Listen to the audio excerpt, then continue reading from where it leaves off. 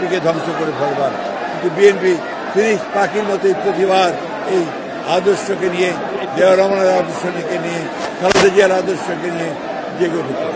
আজকে বিএনপি গত 15 বছর যে সংগ্রাম করেছে গণতন্ত্রের জন্য, তার মধ্যে আমাদের দলের বর্তমান ভারপ্রাপ্ত চেয়ারম্যান যারা তারেক রহমান, তিনি দীর্ঘ 8 বছর এই সংগ্রামের নেতৃত্ব দিয়েছেন নির্বাসিত হয়ে।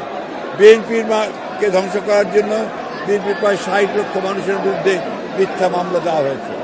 বিএনপির প্রায় 20,000 মানুষকে হত্যা করা হয়েছে। 1700 নেতা কর্মীকে গুম করা হয়েছে, খুন করা হয়েছে, এবং একটা অবিশ্বাস্য রকমের একটা ফ্যাসিজম এখানে প্রতিষ্ঠা করা হয়েছিল। মূল লক্ষ্যই ছিল বিএনপিকে নিশ্চিহ্ন করা। আল্লাহর অশেষ রহমতে জনগণের আন্দোলনের মধ্য দিয়ে, ছাত্রদের আন্দোলনের মধ্য দিয়ে আমরা সেই ভয়াবহ হাসিনা থেকে মুক্ত হতে পেরেছি, ফ্যাসিবাদ থেকে মুক্ত হতে পেরেছি।